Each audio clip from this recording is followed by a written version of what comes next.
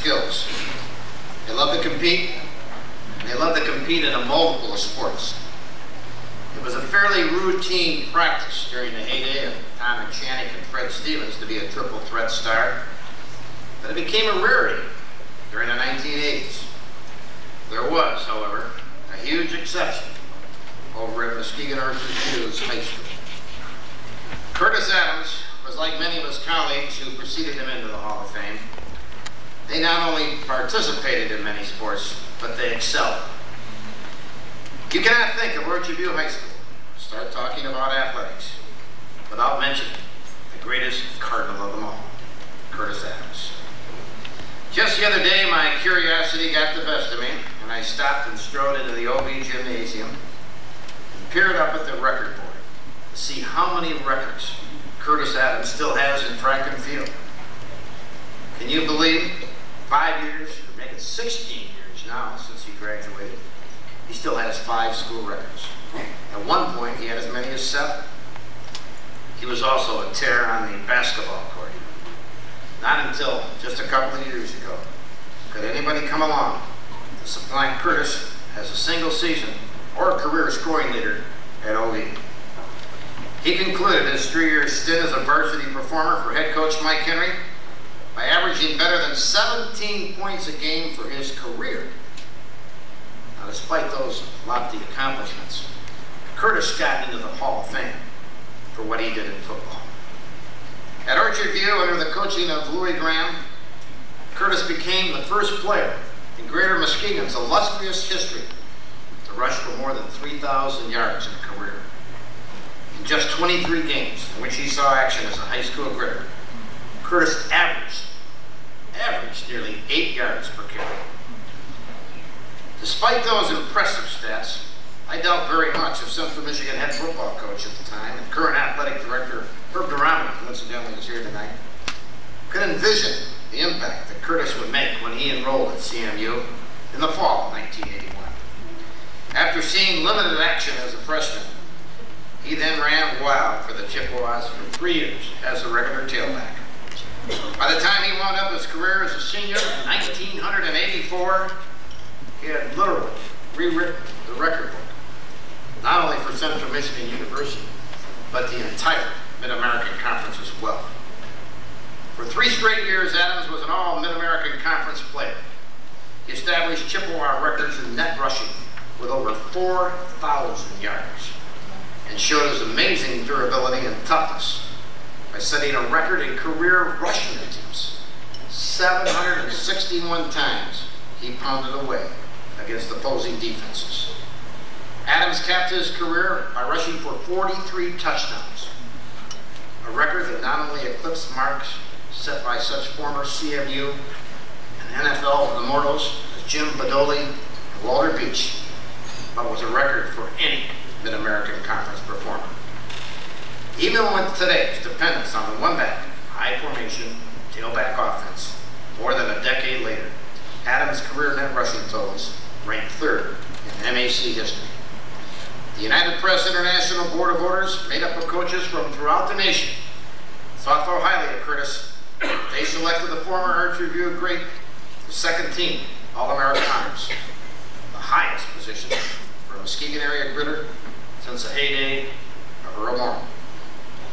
It didn't take long for CMU to recognize Curtis' incredible achievements as a Chip. In October of 1995, Curtis became one of 76 members to be enshrined in the CMU Hall of Fame.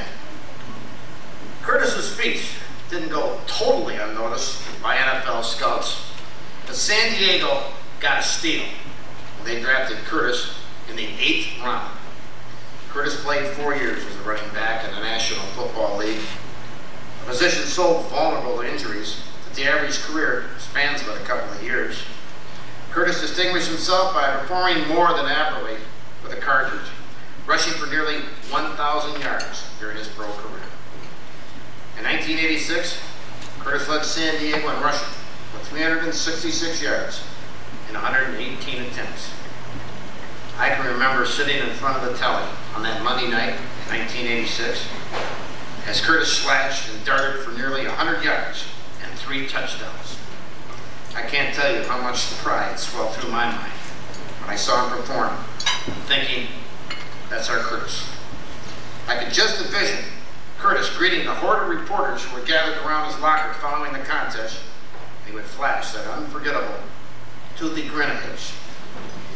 Earlier this season, my broadcasting partner Gene Young and I watched Curtis Adams refereeing a JV basketball game.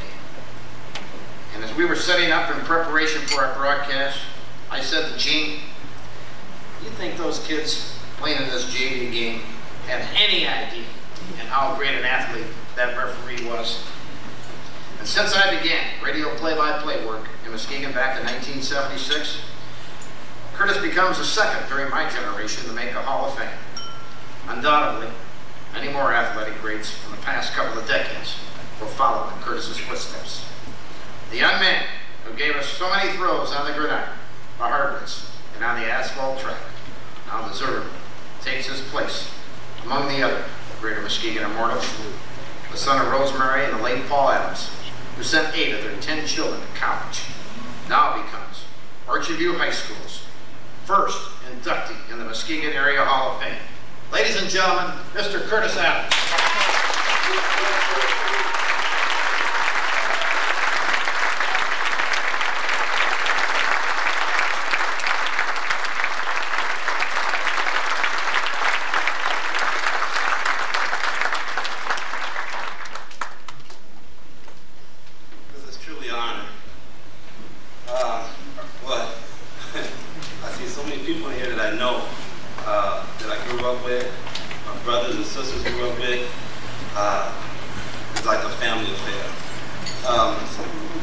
Briefly, I won't get too long. Talk about coaches. My career from grade school to college, I had some of the best coaches. High school, not only football, but basketball, had Mike Henry. That young man, I can say young man, he was pretty tough on me. I remember when I first come with you, I was probably three black families that in that area at that time. And I remember when I was in 9th grade, I thought I could dunk. I'd go and hang on a rim, and there's Mike Henry. Boy, he was all over me. I'll never forget that. But Mike was a heck of a coach. He taught me well.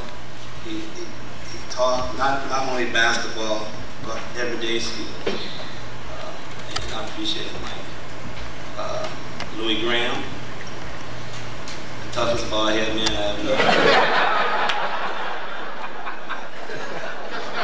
I think I'd be 10-0.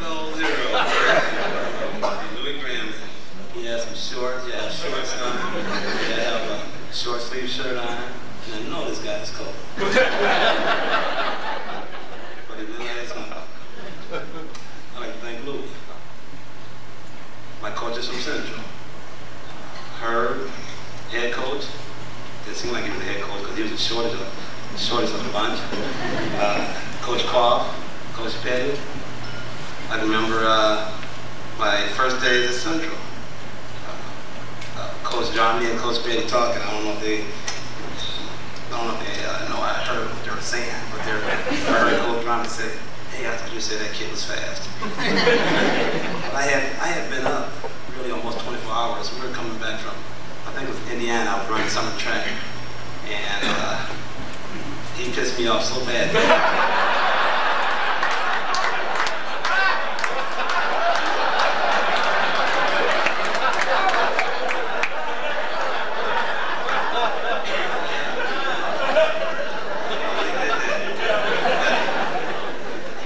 I didn't do good in the 40, but I think I'm winning the show run there. Coach Poff, he's the guy that recruited me, him and his family. Coach Poff was like a dad to me.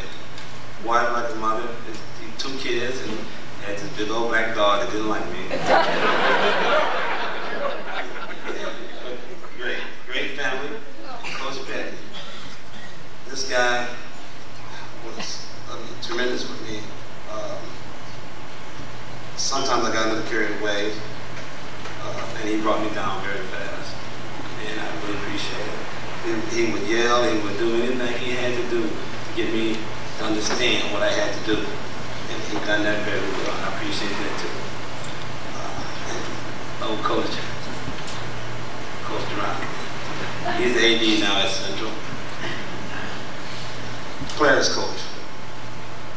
Everybody loved him, and he loves everybody. And he's done a heck of a job with me. His family, his wife, real nice lady. They're like a family. The whole Central clan was like a family, and I really appreciate it. I'd like to say thank you to all my coaches. Thank you very much.